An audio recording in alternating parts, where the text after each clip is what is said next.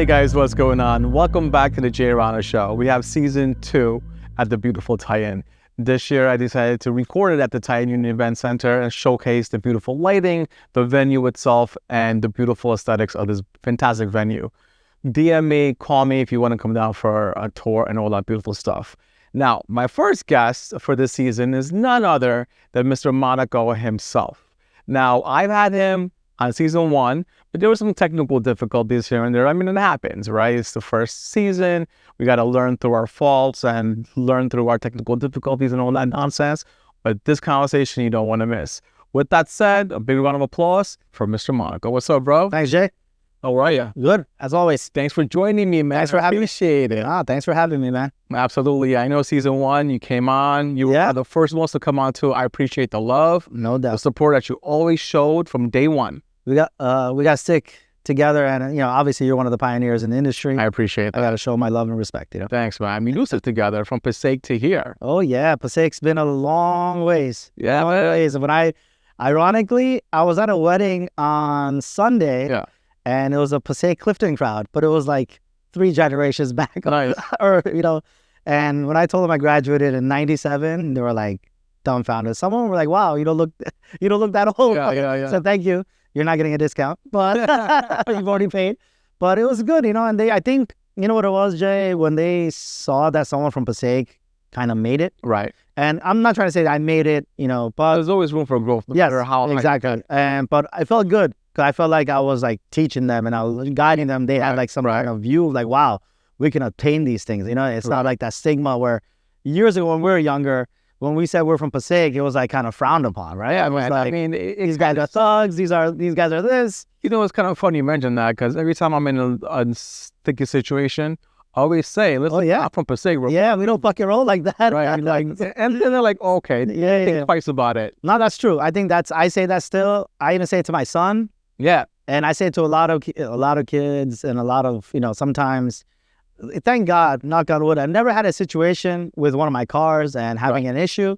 I did have one, some kid from Edison, and... Well, I gotta be Edison kids. It was an Edison kid. They think they're dogs, that's what. No, it's because, he filled out a contract and I saw his address on there, so I knew he was from Edison. Okay. And, he was getting a little loud and stupid with me, whatever. And I told him straight, I'm from Passaic, man. If you want, here's the address. We can roll, Right. And that's it. And he went his own way. He left a 1-star review on my... That's unfortunate for the... Yeah, my Google, especially when I'm 5 stars down the board. Right. He left a stupid review. And you know what? I answered it properly. So, check out that review. Trust me, it's a very funny review. I'm going out to check it out for sure. Check out the response too. Yeah, the response is classic Viral, put him in his place and that's about it, Absolutely, man. Yeah. So what's going on? Nothing, bro. I'm at the Tie-In. Looks nice, man. I like the lighting. Very chill venue. Definitely great for events, man. Yeah, man. We're shooting for it. Definitely doing really good, man. It was very nice.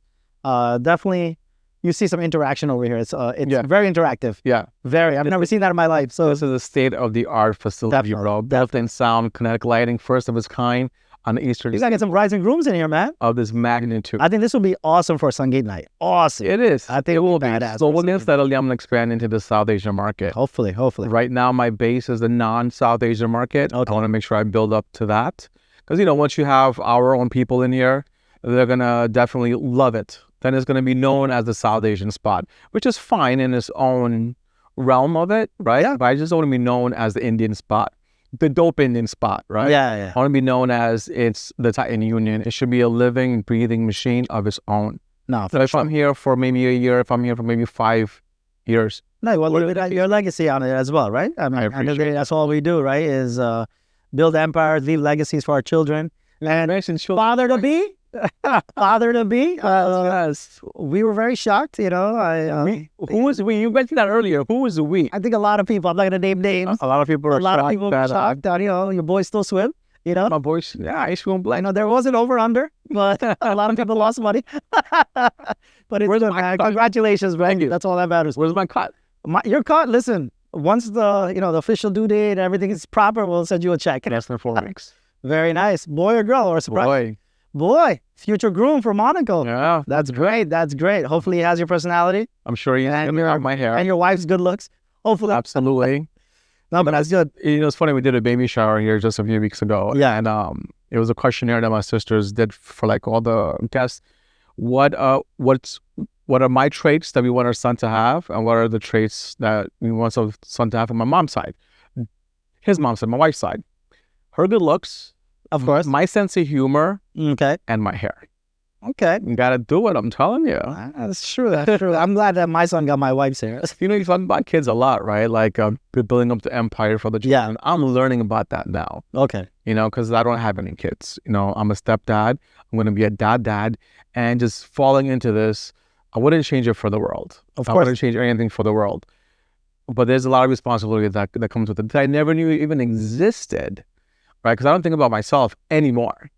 I don't think about myself. I don't think about what's beneficial for me. Everything that I do is going to be for him. Of course. It's going to be for her, you know? And it's like, I'm trying to wrap my brain around it. And honestly, dude, I thought it was going to be a little bit of a nervous wreck, but it calms me down. It's like a warm feeling knowing that you're doing things for your children. Exactly. And that's what we grow for. And listen, that's what we do. You know, every generation wants their kid to be better. Right? I mean, our parents, they came from India in the 80s, let's say. Right? And, you know, they worked these odd jobs, labor jobs and everything else. And, you know, we went to school, we did our thing. And now we want our kids to have a better life, you know? Like my kid gets, you know, obnoxiously, I'm sorry about the arrogance, get picked up in a Lamborghini at school every day. You know? Or I just bought my kid his first Porsche. Nice. I bought him a 911 Carrera Cabriolet. Okay. And he's only 14. Okay. But it's the specification he wanted, and we found it, and I was like, let's buy it. It's sitting in the garage now. Obviously, I'm going to make money on it until he drives it, but, you know, this is what we, like, I don't think my grandmother, who lived in a village in India, would think that my grandson, one generation removed, is going to be driving a Rolls Royce. Facts. Going to live in $1 million house, who's going to have respect, you know, be a leader of a community, you know, have his own businesses. Yeah. You know, they would never... I don't think even my parents wouldn't even think that my son is going to be doing this kind of life. And I think it's not pressure we're putting on our kids anymore, because I think the pressure was on us and pressure was on our parents. The pressure was always on us. It was. Make something of ourselves, because we started with practically nothing. Little or nothing. Yeah, practically nothing. And regardless, the pressure was more is because our parents went through so much. And we saw that. Working night shifts, delivering boxes. You know, my mother recently passed away 2 years ago. Sorry to hear that, bro. Yeah, she died of gallbladder cancer, and it was like very quick for us. And, you know, she built my other empire that I, you know, which pays for all these, you know, shenanigans and fast cars and lifestyle. And, you know, she was a woman, Indian woman, before, you know, was dominant, you know, where women were in businesses in the late 80s, early 90s, delivering boxes to like Patel Brothers and all these things. And she would load up a van, deliver the boxes, come home, make dinner, and do all this. And she left me this empire. And that empire, like, you know, we've grown it nationally now. And that helps me build Monaco now, you know, and I hope that maybe I could pass it along to my son, you know, and it's a thrill business, right? You drive great cars, you know, you enjoy life, and you meet great people at these venues, you know, and you enjoy, you know, and I hope my son can, you know, take it to the next level that I couldn't have, you know. What do you think the next level is for Monaco? So the next level for Monaco is pretty much, I mean, since we last spoke, we started getting to the vacation homes and everything, which we are doing well. We have a home in Colombia, Medellin. I mean, tell me about that. Yeah, so now that's full-fledged. So here's the problem with that. We're doing well with family events there, as in 40th birthdays, 50th birthdays, couples retreat, family reunion and stuff like that. But we're not doing well with bachelor parties. And was that the goal in the beginning? It was the goal in the beginning that we'll do bachelor parties here, because, hey, we do like when we last spoke, we were doing about 200 weddings. We've crossed 300 already. So we're growing huge, you know? And the whole goal was, hey, out of the 300, we can get 20, 30 bachelor parties in there. We're paying the house off. And we're good. The problem is, I guess our Indian boys like to roll deep at these bachelor parties. We got like 20, 30 guys going to these bachelor parties, and I got a 5-bedroom. They're calling me. I get a lot of calls about it because they love the house. The house is a beautiful, like, artwork almost, you know? It's like a home in the California hills. Medellin. It's looking over the entire city. It's 5 bedrooms, 6.5 bath, infinity pool. Save the info, man. I want to rent there for a family vacation. Yeah, you should. And, you know, it comes with a chef, maid. We have a luxury SUV there, picks you up at the airport. Does the whole experience. How's security over there? Security is great. We actually, at our home, we have 3 levels of security. So even when you come up off the exit, there is a security guard there. You come up to the first stop, there's another security guard there. Then there's another security guard right outside our gates. Okay. So it's like super secure. And even like, you can, and we have a live-in maid there and a chef as well. So it's a great experience, and we don't charge that much, because we know the clientele that we can't drop $10,000 for this. We literally charge $3,000 and food and drinks and everything's included. Not at all. And the transportation 24/7. What is that? 3 nights, 4 days. Bro, that's not bad. You get 5 couples in there. It's not bad. $600 and you live like a king in there. I mean, food is made for you. Breakfast. That's a lot cheaper than going into like a hotel vacation in the Poconos. Exactly. And this is like a breathtaking view. I mean, it's on our page on IG and on our website and everything. Plug it in real quick. So yeah, it's MonacoExperiences.com and our IG is at Monaco Experiences. Okay. So we're doing well with that, but our next real phase is going to be most likely. And ironically, we're here at a great event space. Is probably we want to create our own museum style garage for cars. Nice. And have a social club and event space as well. You know what that reminds me of? The Rockefeller Club. Yeah. And there's another place called Car Lofts in Fairfield that does it as well. But we want to do like you said, I predominantly want to do South Asian. Yeah. Because I guess in reality, South Asian clients are pretty law abiding when it comes to my cars, right? Right. And the venues, they're not going to destroy stuff. And, when we're dealing with $10 million in cars sitting like this right here, you have a loft space, right? Right. You look down, you want to see $10 million in cars. Right. It's breathtaking. People Right. are going to be like, it's the biggest flex.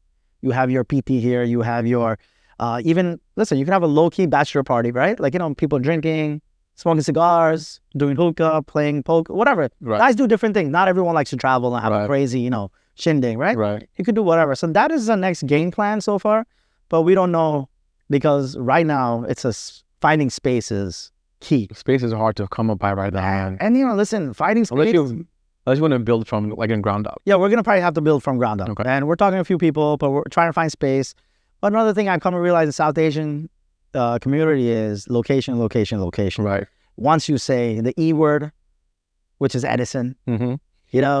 You say, "Oh, our place is in Edison," people just frown upon it, especially high-end clients. Yeah, but why is that though? Because it just is. If you say Paramus, Short Hills, Livingston, you say like Chatham, you say all these high-end places. That's because they got disposable income over there. But don't sleep on Edison. No, we don't. Edison's got. Listen, end of the day, the fellow DJ, I think Raj Minocha. Yeah. He tells me the best weddings that people spend the most money on are at Royal Albert's Palace because they blow out money because they don't have to spend so much for the ground, as it like you go to Legacy, you're dropping 3 bills per person. Right. Where at Royal Albert, you're only dropping not even $1 on one person to show up. So you can drop 200 to make the place look wow, right? And ironically, some of our biggest weddings this year that people have dropped bank on have been at Royal Albert's.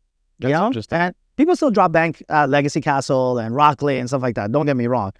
But end of the day, you have to also realize if I'm going to have $10 million in cars, $20 million in cars sitting there, like almost like a concourse, I want the proper clientele. 100%.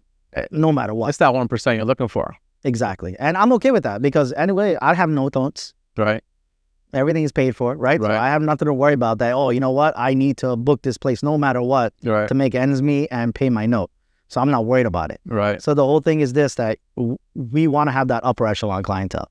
The one that goes to F1 races. The one who's like, dreams to have a Lamborghini one day. Not that one guy is like, oh, it's car's just a car. I don't want that client. Yeah. Car's just a car. No, it's not. Because end of the day, you break one little thing in my car, it costs $20,000 to fix. Trucks. Like I have grooms who are dancing on my cars. We PPF the cars on purpose because we know that's going to happen. I can't be at every single wedding, neither can my drivers. Sometimes we have a local wedding, we drop it off in balance, right? There's no point in some guy waiting there 6 hours for what? So one time we had the entire car scratched up because his outfit scratched the hell out of the car. Yeah, man. I didn't send the groom the bill. Well, you can't, right? Because they signed a waiver. No. I could if I want to. You damage the vehicle. I mean, I have contracts, right? But end of the day, do I really want to go after a groom who was just enjoying his moment? And you know what? These guys don't know cars are just cars, right? Right. And I told him, hey, you really damaged my vehicle. What did you say when you told him? He didn't respond back. I did tell him. Okay. I was like, hey, you danced around on your outfit on the top of my car, it seems like, because I sent him pictures. Yeah. He didn't respond back.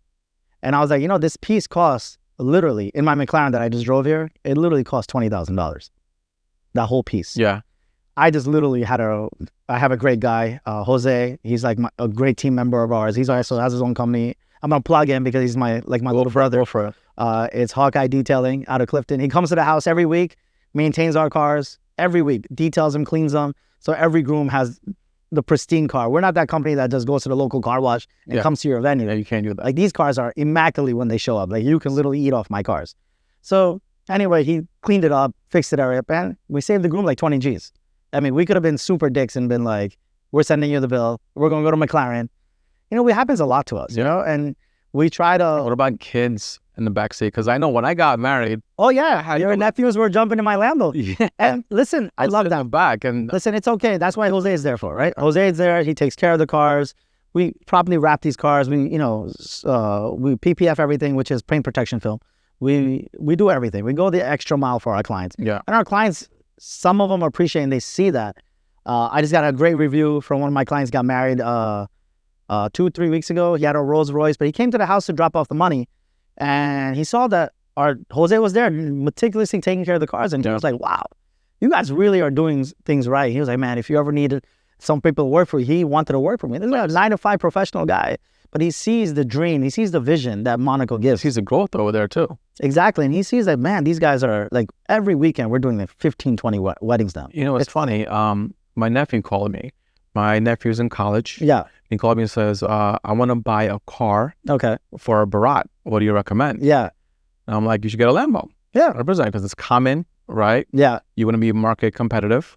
That we could price it out, also market it like it's competitive. Of course. And you'll be able to push it faster. Exactly. Or be able to like move it faster. But it gets me thinking that my nephew was born and raised here, right? Yeah. Indian, not Indian, right? Yeah. ABCD, what they say, right? Whatever they say. Yeah. Wants to be in the wedding industry because of the potential of its income. Yeah. It's a $1 billion industry, right? Of course, yeah. And I've been telling my family the same thing. It's a $1 billion industry, and I've been in this since I was 21. I'm 45 now. Yeah. I just want 1%. I'd be happy. Facts. You know what I'm saying? Yeah. And they see it. As they get older, they see it like, bro, the wedding industry is what you need to be in if you want to make at least a change, at least a dent. With me, I do things for a little bit different, right? The money's great. I'm not going to lie. Yeah. But I'm in the wedding industry to make a change, to make an impact, right? Like, honestly, I'm gonna be a dad now. But before that, I was always thinking to myself, what am I going to leave behind? What's my legacy? Exactly. And my legacy was my brand. My legacy was the entertainment aspect of it, was the wedding planning aspect of it, was all my other businesses that has to do with the wedding industry, right? That was my legacy. No. Now being a dad, it's completely different. No, of course. Things change. Things definitely change. And you have to change. You have to adapt. Right? If you don't, you get left behind. Some people just want to do their same trick over and over again. If you don't change your ways, you don't, you know, and generations change, right? Right. You were taking care of my wedding, or my best friend Encore used you for his wedding. Right. How many years ago, right? Right. And now you'll be taking care of Encore's nephew, right? And then maybe Encore's son, you never know, right? Or maybe your son will take care of Encore's son. You never know. Right? You never know. Like I said, you have to change, you have to adapt, and you have to evolve, right? Of course. And evolving in this industry is so rewarding because you see the changes. So you see the trends from where it was 5 years ago, 10 years ago, 20 years ago. Oh, yeah. Since 2001, bro. To 2024, 2025. Imagine the next destination weddings, and it's like amazing. Like, and that's, listen, it's to these people like you, visionaries and coordinators that find these destinations for brides and grooms, and they're like breathtaking. People are getting married, like in obviously Lake Homo's, like now it's like everyone's there, right? And now Makaresh, right? And a lot of places, it's like people are going back to India, Jaipur. Yeah, 100%. I know one of my good friends, his daughter wants to get married in Jaipur. The dollar was a long way over there. It's bank. It's bank. You know, no, it's still stupid expensive, right? Yeah. I mean, because in India, the perception is that, the dollar does go the wrong way to say, so you spend more until you get home and you see your bills like, holy shit. You may be dividing everything by 83, but you're multiplying by, because you're like, hey, I can invite extra guests. I can do this. I can do that. But when you get married at these top-notch places, you know, you're not paying rupees, you're paying dollars. You have to realize that you're still dropping $300-$400 a person to be there. It's not like you're getting married at some vadi in a corner, and you know what? I can drop vadi in the corner. Yeah, no, dude. And it's like that, right? I mean, that's what, when I was getting married, they would be like, oh, there's, you know, they would joke that you're going to get married in a vadi. Vadi is like literally open space land. Yeah. And people put up whatever they want to put up and have a wedding, you know? Right. But I didn't. I got married at a nice place and everything. But, it's not like that. And, people should realize that. And budgets, they destroy relationships, right? And we all know that. We've heard stories so many times where, hey, it didn't work out because, someone has a different vision. Someone has a different vision, and, parents are involved, and, kids are involved, and it's expensive. It is kind of expensive. I mean, it's a wedding. If you can't, it is expensive. If you're going to get a loan to do a wedding, you shouldn't be doing it. Don't do it at all. Yeah, I strongly believe that. And I don't believe that. I strongly believe that, hey, you rather have the people who genuinely want you to be a part of your lives, kind of like you want them there, just invite them. And that's it. You don't have to do a 400, 500 person wedding. Right. If you can afford it, that's great too. Right. You can't knock the people that do it, right? Because, they want that. They want to have a big family get together. And, listen, Indians there's a reason, the most richest demographic in the U.S. right now. Facts. I mean, we have money, right? So, but some people, don't have it, and they shouldn't go out and, like you said, take a loan. I strongly don't believe in that. Yeah, I talked about that in my first couple of podcasts in season 1. What about that bride that doesn't have a 6-digit budget? Yeah. Right. What about her dream wedding? How does that come into fruition? Right. There's vendors for that. There's good top A-list vendors who can offer their services to that bride. Yeah. They don't want to. And it pisses me off. It kicks my ass because I always offer my services. I always aim for that 1%. 100% is fine, right? But that bride, there was one particular bride who came to me and said, Jay, listen, I see what you're doing. I would love to hire you, but I can't afford it. I stopped her right there. I asked her, what's your date? So she gave me a date. I'm available. Lock me in. She had tears in her eyes. Her fiance was there. They wanted me to be part of the celebrations. And kudos to you, because you know what? And you got to... Those stories need to come out more, because when other vendors hear that, they would actually be like, you know what? It's not about the money all the time. Like, not. Perfect example, this past weekend, where I met the Passaic Clifton crowd, right? They rented my 911, right? And the groom's brother did all the logistics, payment, and the contracts and everything. And he put me down for just the barat. And he put me down for the barat being at 10 a.m. And I spoke to the mother. She called me 2-3 days before the wedding and was like, hey, I just want to confirm, I was like, responded right away to her. She was like, well, thank you for such a prompt response. I appreciate it. I'm like, fine. Sunday was the wedding, this past Sunday. Mm-hmm. And it was at Rajda. Okay. It was at a temple. So a smaller ceremony, right? Nothing like, wow, it's not like legacy or anything else. And the guy said, like, my budget is only 1,000, right? What can we do here? I actually reduced my price. I gave him my 911. I only have so many cars, right? And there's a reason we have so many cars. It's because of budgets. Right. Not everyone can get a McLaren or a Rolls Royce or a Ferrari F8. Those are super expensive cars, $500,000, $400,000 and up. Right. Right. Can't give these cars out, right? Right. So we give out a 911. But the kid was so ecstatic. They're running shit behind schedule as usual, like 2 hours. I was sitting there. And usually I don't go for these weddings anymore. Like sometimes vendors see me, they're like shocked. Yeah. Like, oh, what are you doing here? Boss is here. But end of the day, I was like, it's local. It's a Sunday. It's at the temple. I'll pray a little bit. Get some ashrad. Exactly. Get some good karma.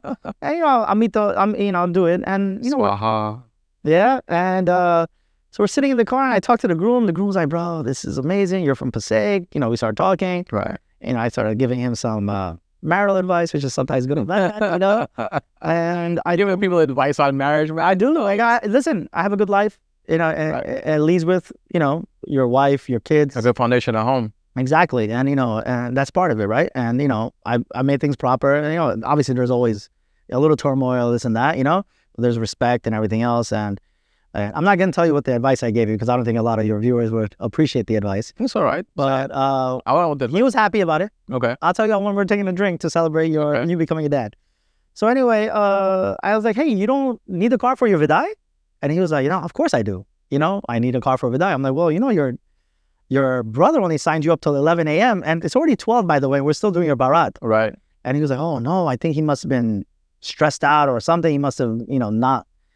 And I was like, don't worry about it. It's okay. I realized the client. I realized that, what?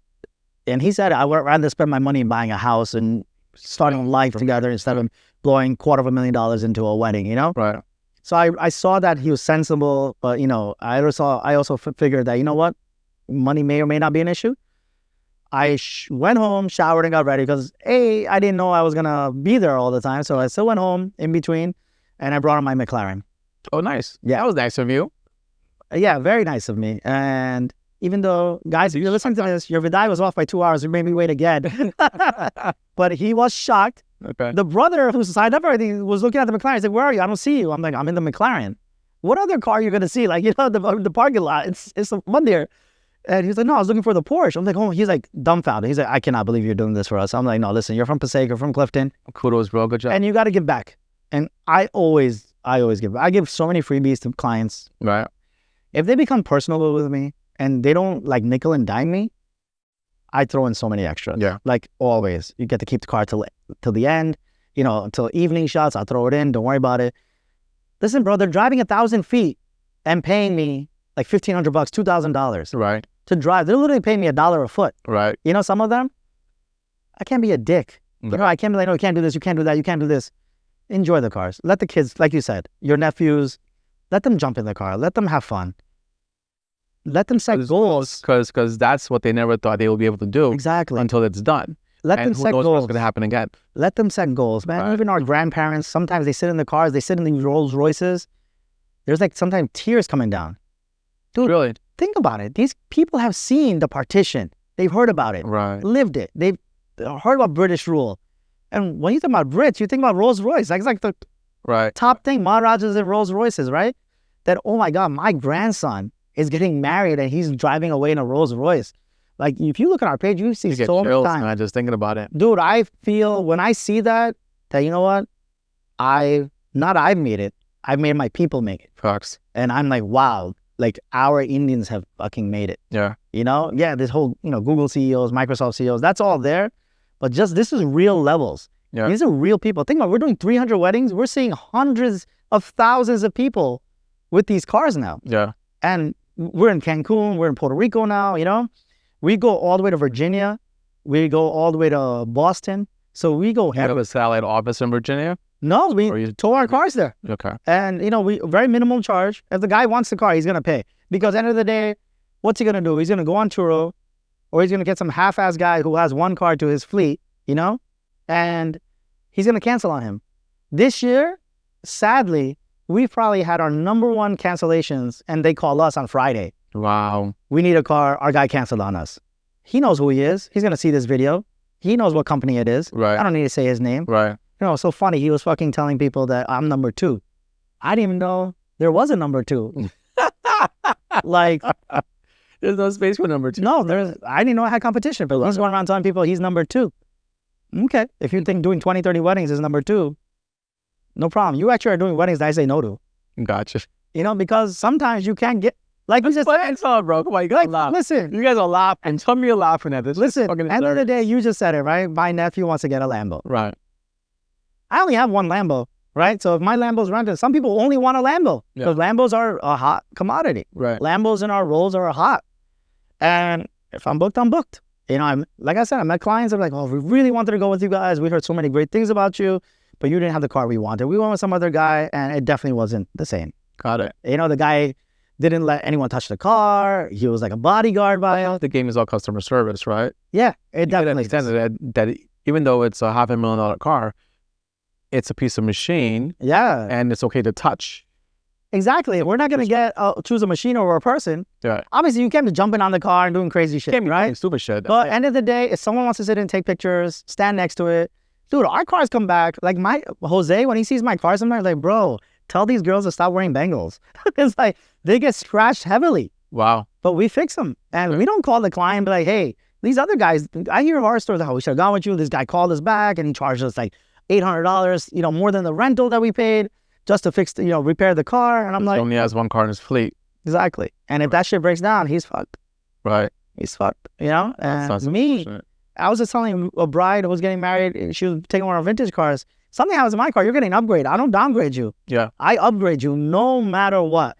So in my business, I always keep one top-notch car as an emergency. Never rent it. Which one is that? It could be anything. So if I'm getting solid booked on a date, I'll leave a Rolls Royce open. I'll leave our McLaren open. Okay. I'll leave an F8 open. I'll leave our 488 Pista open. On the fact that God forbid something happens to the car that the client rented, Right. I upgrade them. Okay. We had the last time we spoke, we told you about this new Porsche Speedster that we picked up. It was an electric Speedster. It's 1956. It's beautiful. Everyone loves it. But guess what? It's been in the shop for 2.5 months. Oh, what happened? There was like a bad cell. It's electric. No one knows how to fix it. The company I bought it from went out of business. So no one knows how to fix it. So I shipped it to Delaware to a EV company. And they've been looking at it for the past 2.5 months, literally. No, sorry. They've been looking at it for the past month. It was sitting at another shop for another month before that. Okay. So all these clients now who booked this car have not gotten this car. Got it. So what do? Think about it. You're getting married and you rented this car, which was only $1,250. But hey, I'm going to give you a car that's $2,000 now. You're like, thank you. Thank you. Where do I shake your head? Right. Because at the end of the day, I'm over-delivered, right? I'm not calling you and say, hey, I'm going to give you a little BMW, Yeah. Convertible, because that's all I have. Yeah. No, I'm going all out. And you get a Rolls Royce, you get a McLaren. You're going to be like, yeah, I don't care, bro. Because at the end of the day, you're flexing in front of all your friends. Right. Like there's no tomorrow. No tomorrow. I'm a strong believer in that, man. If you have a contract, right, I hate downgrading. If you never downgrade the client. if you need anything, right, I won't take anything off. I'll add a lot more for you. Yeah, I just tell them this. Either I give you your money back, which I don't want to do, and leave you hanging, because I don't want you to say to another client ever, to another person, oh, they left us hanging. Right. And we had to go somewhere else. So the only way is, if they paid for gold, you give them diamonds. Right? Like our Indian Gujaratis always say, right? Yeah. They want chandi, but you give them sonu, right? And the Indian accent just comes out with it. Yeah, that. So it just comes like, that's what my parents used to say to me, right? And no one will ever complain. Always give them more. Yeah, but when you give them like bronze or like, metal, they're going to be like, what the hell is this, right? My dad's funny. My dad used to say the same exact thing about our barbecues at home. Yeah. Never have less food. Yeah. Always have more. Exactly. Just have more and more, an abundance of food. Never. If it's left over, people take it home. Right. You're right. Because at the end of the day, they're going to be like, yeah, I went to Jay's house, but guess what? There was no food. Right. We all came back hungry. Right. You know what I mean? We had that at a birthday party. And one of my cousins, and we all split the bill. My cousins didn't eat anything. And he was like, bro, I had to pay $80. I didn't even eat anything because that fucker's friends and him ate everything, And you know who you are. Right? So it was so funny. And it was just like, you put a whole event together and that happens, right? Why go through that, right?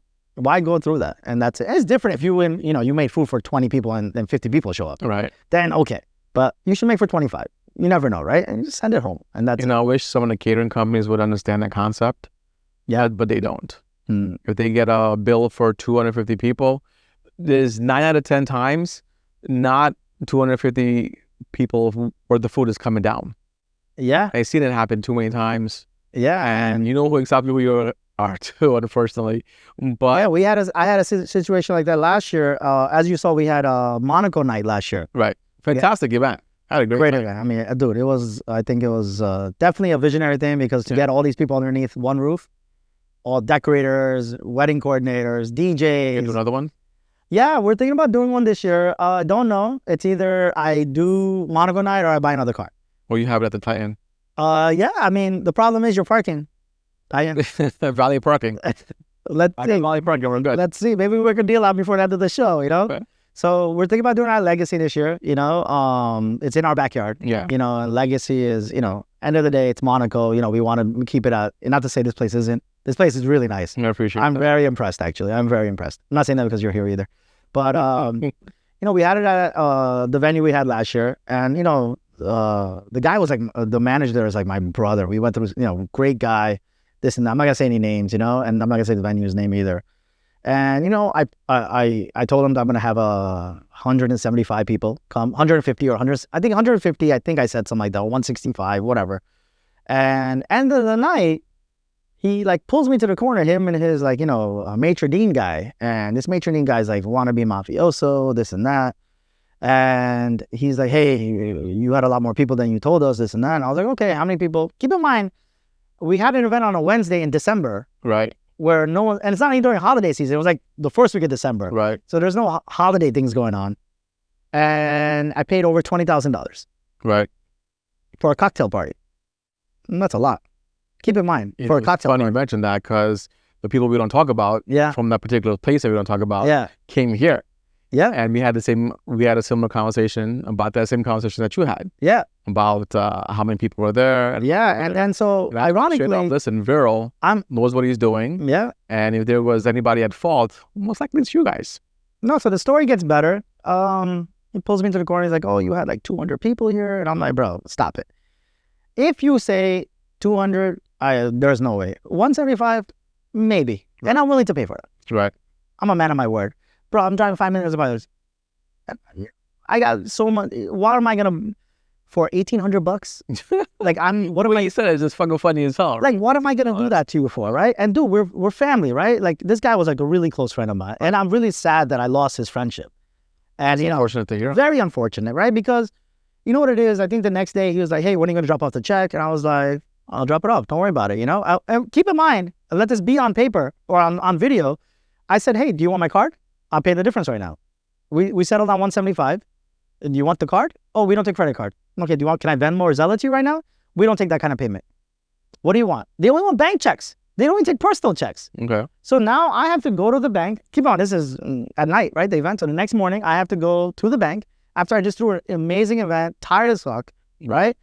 I got to wake up, get ready, go to the bank, get a certified bank check for $1,800, right? And I'm like thinking to myself, okay, fine. So I call him, hey, listen, I'll be there in the afternoon. He like blows up on me. Oh, I thought you were a man of your word, da, da, da, da. I'm like, at not one point have I said I'm not going to pay you. Right. You know? And if you think your doors are going to close down for $1,800 after the goodwill you just showed to every top South Asian vendor in the tri-state, right? Like everyone, like this place would never did events in the space that I did my event. And everyone was like, oh, I didn't know we can do it here like this, like a cool cocktail party like this. Yeah. And now everyone knew.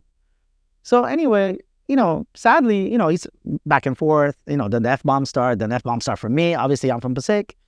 So, you know, shit's going to go down. Right.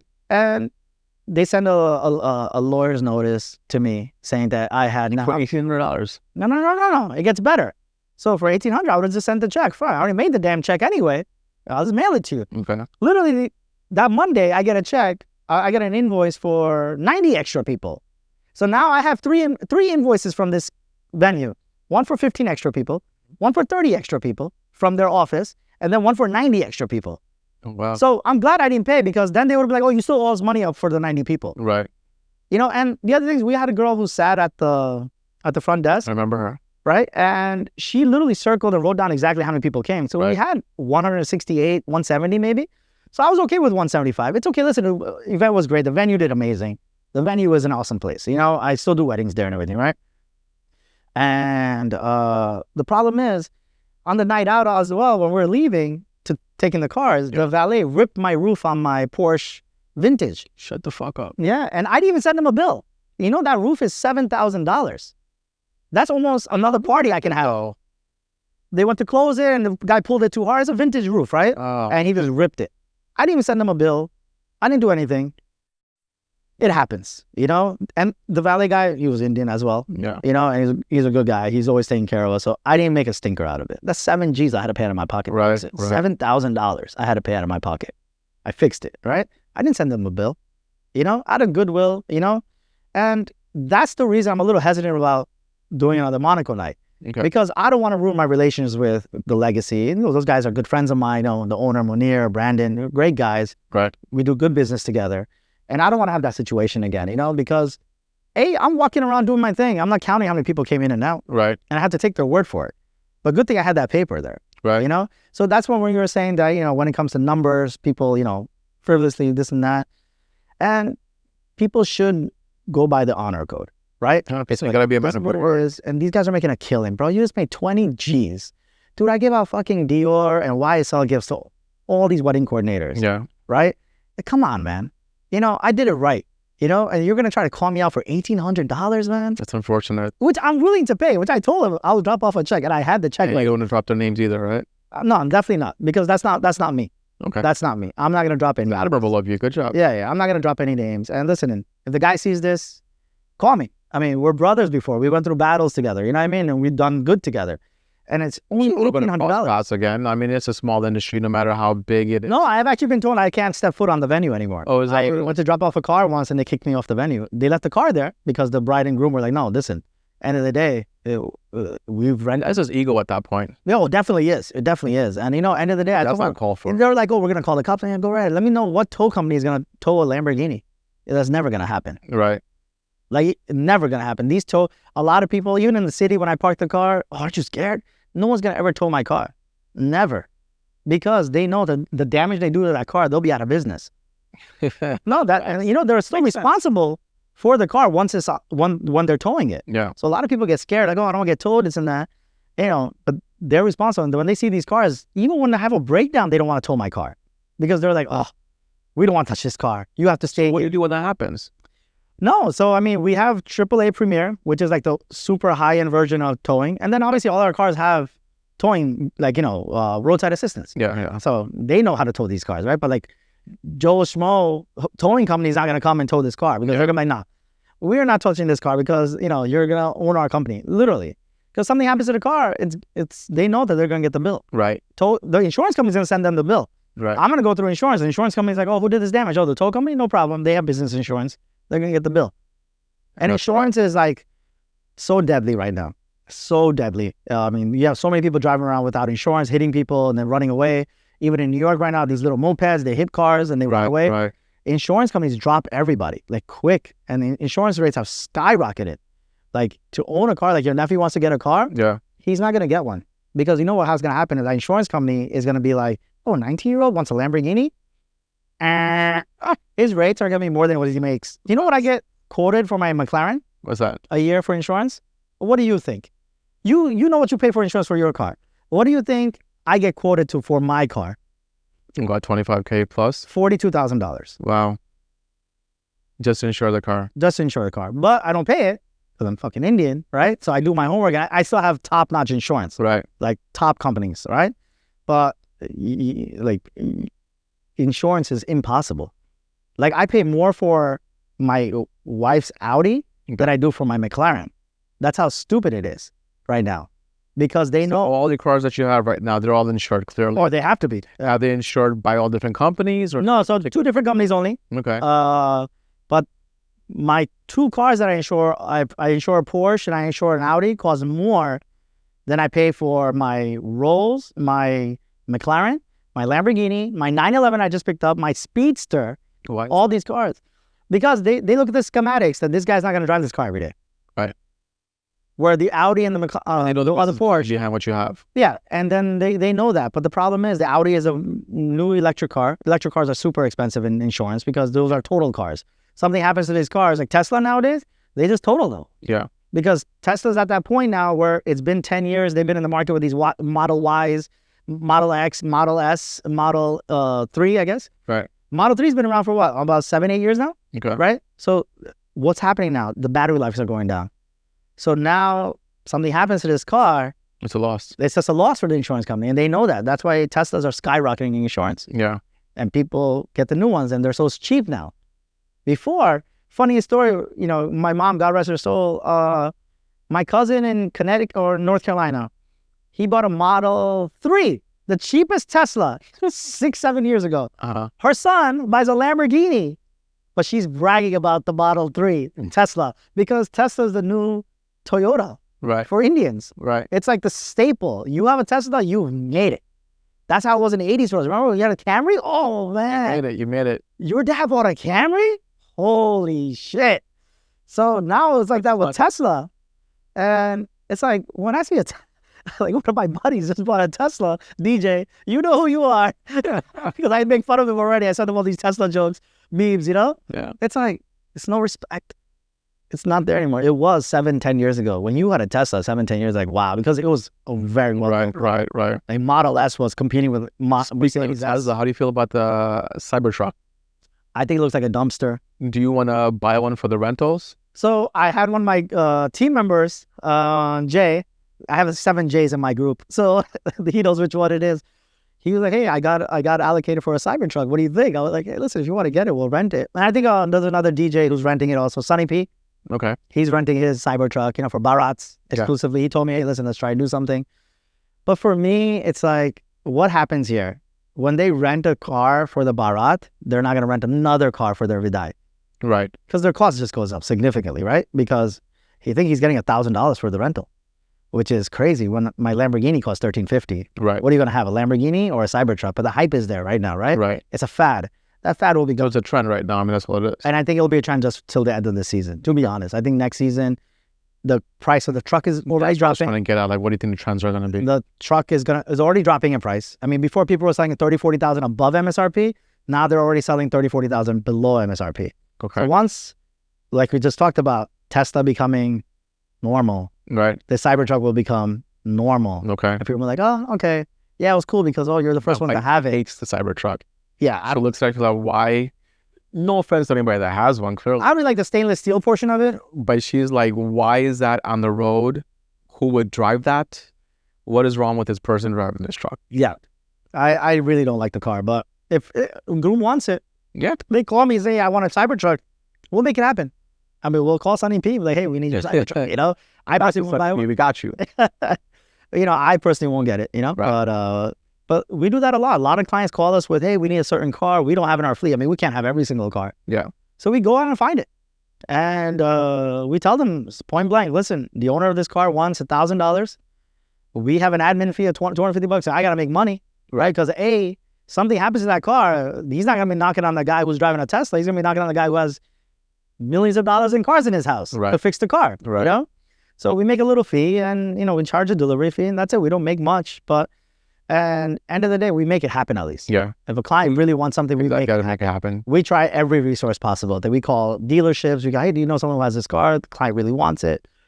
And we make it happen, you know, and that's it. But I have been seeing this new trend that clients, especially brides, are going more for classic antique cars. Nice. So we are That too, yeah. we are definitely trying to go that direction. But the problem is we want to go in the cool direction. We don't want to go with like a old Rolls Royce Silver Cloud 65, some dinky looking thing. Okay. We want to get something like an old Jaguar, X-Type, or we want to get something, you know. Like a James Bond old car. Yeah, Aston Martin would be great, but the problem with Aston Martins are they're unattainable. I had clients calling me all the time. I want the Aston Martin that James Bond drives in the, you know, golden, you know, not a golden, I'm sorry, the older ones, you know. Yeah. I'm like, you understand it's $1 million car, right? Like, who's going to give that car out for you to dance on top of? You know what I mean? And like do smoke bombs. Yeah, for like $1,500. Like, yeah, if you want to pay like 25 grand, I could try to find somebody. Yeah. And that's what the car is all. I actually started looking for one because I had so many people asking me one for. But dude, the cheapest one I found was like 1.2 mil in London. Where am I going to drop 1.2 million on a freaking car that, no one's going to know how to repair? I already have that problem with the Porsche, right? And why am I going to go down that road? You know, that Porsche costed me well in 6 figures. And it's not even a real Porsche because the real Porsche costs 700 grand. Right. And that's in a beat up condition. Like, you have to rehab the whole car. So we went this route. We still spent well over $100,000 on this car. And look at it now. It's sitting around for 2.5 months. In peak season, I didn't have the car. Right. Finally, I'm getting the car back. So don't worry, brides and grooms of October. I just got the email. They're fixing it. It should be done within a week. That's good. Thank God, you know. And I saw the email today while I was driving here. So I just saw that. So we'll have the car back. But, you know, people have to realize that there's so much cost behind these things. Yeah. And the best advice I give any bride and groom is don't end the conversation nickel and diming. Right. I, out of my goodwill of my heart, like to give more. When the customer is like, hey, yeah, send me the contract, I'm good, man. Oh, there's a great price. I'm like, hey, you know what? We have a Bharat van. It's not moving that day. Let me send it out to you. Of course. We have a client, second-time client, because their sister got married. Legacy Castle, I think first week of October. They're doing both our Porsches. So we have a brand new 911 and we have the 1956 Speedster. Yeah. And we went through this entire visual thing with them that, you know, Legacy has a big awning in the middle. Right. So I told them, wouldn't it be awesome for day of shots that you drive in with the vintage and leave with the new? Kind of like your life, right? Oh, that's nice. You come in, you know, and you take your bride and you leave with the new. You know, something you're talking about that. Yeah, and then we did that. And you visualized it yourself. Yeah, I visualized it myself, and I told them, they're like, yeah, that's amazing. What is it going to be? What can we do to make that happen? And I was like, listen, I'll make the numbers work. And they were so like, hey, Viral, whatever it is, you did my sister's wedding, you were amazing. And when you talk up a vendor like that, I want to give back to you. 100%. And I threw in the van. They're like, are you serious? I'm like, listen, the only thing you have to pay for is the CO2. Yeah. You know? And it's $75, you know? That's it. And they're like, really? I'm like, yeah. Just have let me throw in the van. They loved it. And they were like, oh my God, I was like, make sure you tell your sister we took care of you. And they were so ecstatic about it. And I throw in the van for free so many times.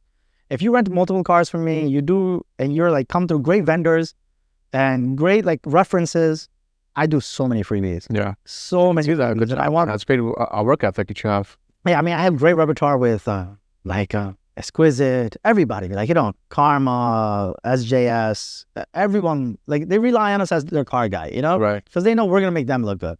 And I give out discounts. If you come through a preferred vendor, I automatically give you a discount. Like, when I say automatically 10%, before even we talk numbers, when they say, hey, Jay Rana recommended us. Okay, that's great. He's a preferred vendor of ours. You'll get 10% off whatever you choose. And they're like, really? I'm like, yeah, because that makes you look good. Right. And at the end of the day, I have a buffer now. That fucker fucks my car. I call Jay Rana up. Right. Jay, your client just like weeded up my car, did all these things, this and that. You see, weeded up my car? Yeah. It happened to you before? No, it hasn't. But I've had cigars. Smells like weed. I've had cigars. I've had smoke bombs. Smoke bombs are my number one issue. Yeah. They stain that seat because it's a No, they don't stain the seat. Yeah, they stain the seat. No, they burn the seat. No way, even worse. And no, forget the burning the seat part. They also destroy the paint because sometimes the burn particle goes on the paint. You're literally burning the paint off. Right. Dude, I've had paint jobs on my cars, $20,000 already. That, you know what, been nice about it. And then I hit the groom with like a basic $2,500 fee. And I have to not go to Lamborghini now. I have to go to an XYZ shop to get it done to stay in budget. Because, bro, I don't need to have some bride because them fucking stupid groomsmen pull the fucking smoke bomb, ruin her honeymoon or our reception. Dude, these cars can cost people's receptions. Right. And we tell every client that, listen, something happens, we'll call you on Monday or Tuesday. We're not going to ruin your weekend. Right. That's very nice of you. Very nice, because I'm sure if someone jumps on your fucking speaker and destroys it, you're talking to them that night. Event's over. Yeah, exactly. Party goes on, show goes on. We'll talk to you on Monday and Tuesday. I am so fucking nice sometimes. It's like I hear from people like, yo, you're too nice, But end of the day, I built this empire on being personable, being human, having that one-on-one relationship with the client. Dude, I'm big brother to a lot of these grooms, right? Right. They want to be me in 25 years, 20 years, 15 years. They want to be me. They want to be the guy who has all these nice cars, nice house, nice life, who's living a good lifestyle and who's made it. Right. These guys are doing their 9 to 5. Every Indian has an entrepreneur in him. Innate. 2 things every Indian has. My wife's going to hate for me to say this, is entrepreneurship and pre-diabetes. Every Indian has it. No matter what. Pre-diabetes. No matter what, they all have it. I tell everybody that. They're like, oh, a lot of people are taking the shots now. Yeah. Oh, I can't get it because I don't have diabetes. But bro, you're Indian, you're pre-diabetic. Just go to your doctor, do your blood work, you'll get it. They're like, really? And they call me like, yo, you're right. Because we all do, bro, the way we eat and shit, bro. And now, bro, we're not those drivers who doesn't eat red meat. You gotta go work out. I'm vegetarian. You gotta work out. Yeah. I'm vegetarian, so it's different. But a lot of people eat meat now. Dude, the norm has changed. When we grew up, you ate meat, it was super taboo. Now you don't eat meat, it's super taboo. Right. Dude, I think in my friend circle, I'm probably like 2 of us that don't eat meat. Everyone else eats meat. Like, you're a vegetarian? They still make you? Yeah, bro. You don't eat fish? Like, I'm like, bro, anything with a soul, I don't eat, And it's like, when we go on trips now, I try to go with vegetarians, to be honest. I was at a trip to Scotland. When was Scotland? Oh, amazing. My Went on a whiskey tour. So bad. Went on a whiskey tour with one of my good friends in Raul in my town. He convinced me to go. I was like, all right, let's do it. Boys trip. Only me and him. Dude, I need to make new friends. You know what I mean? Like, my other friends, bro, they don't come out as much, Right. Wives, kids, whatever, Possibilities. So, whatever, And so I went out with him. We had a great time. Went, whiskey. Dude, we went to distillery hopping. Like, literally, we went to 9 or 10 distilleries. You have a good time? Had a great time. And he ate every fucking thing under the sun. So when the bill would come, I have my mashed potatoes and fucking asparagus. He'd have his fucking Kobe steak. And I'm like looking at it the first day, and I was like, well, fucking $250 bill. My bill's like $50, but we're splitting it. Right? And Raul, I love you for this, all right? So don't worry about it. I'm telling you the story, and I'm telling people. So besides the mashed potatoes and asparagus. So the next day, let me tell you, the McKellen 25s were popping. Right. Because I'm like, fuck it. If I'm going to be paying for his stay, he's paying for my 25-year-old McKellen. Right. He's paying for my, every drink. I was like, what's the most expensive drink here? Oh, we have a 40-year-old this. I'll have a shot of that. He's like looking at me like, dude, that's $100 shot. Like, yeah, that's $100 fucking steak you were just eating. Guess what? We're even. That's funny. And that's what we did that day. He's like, you know what? I'm going to enjoy my life. You know, I was like, oh, let's enjoy. We're on a fucking trip. It's only the two of us. We'll probably never do this in our lives again. You know, and that's what we did. Went to castles. It was a cool trip, man. But that's where I learned that, you know what? I got to start going on trips with my fellow vegetarians, you know? And I tell my boys, like, bro, the 2-3 that I have, like, bro, because it gets tough. But, you know, I eat, whatever. But the Indian in me still comes out like, damn, bro, why am I paying for this guy's fucking meal? You know? Speaking of that McAllen, let's go get some McAllen after this. What was that? Let's get some McAllen after we're done here. Listen, whichever one they have, we're definitely going for it. Don't worry about that. That's one of my favorite. You know, one of my other favorites is Indri that just came out a couple of years ago. It's a new Indian whiskey. Bar I've had that before. Dude, Bar None, one of the best whiskeys I've had. And I have a collection at home. Nice. I have a pretty big collection of whiskey because I don't drink as much anymore, you know? My son, he's 14 now. Yeah. He sees you. Yeah. Sees me do. Dude, one time I was smoking cigars and I had this fucking episode. I was puking everywhere, disgusting. And my son was right there. He's like laughing at me, like, Dad, you know? So I told myself, like, man, I got to make better decisions, especially for my kid. Because they learn. They see. They learn. They're like, this is something that I want to strive to be like. Right? Exactly. And how my dad does it. My dad is successful. My dad is good. I'm like the president of my community. Right. You know, like there's 1,000 families throughout the U.S. You know, I'm the president of that. Right. And it's like, oh, my dad is doing these things. He's like, oh, he's a leader. You know, he's a businessman. I go to the temple every Monday. I do my part still. You know what I mean? Right. And he sees, okay, he's doing good. But he can drink and get smashed at home. It's okay. Or he can smoke cigars and get hammered because he gets dehydrated. So I don't want to have that image anymore. Right. 14 is a very, that age, you know? Right.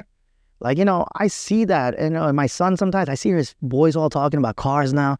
Yeah, I want to get an M3 competition when I grow up or this and that. I'm thinking to myself, fuck, my son already has a 911 sitting in his garage. And friends don't know. And his friends don't know. Ooh, and I don't do that.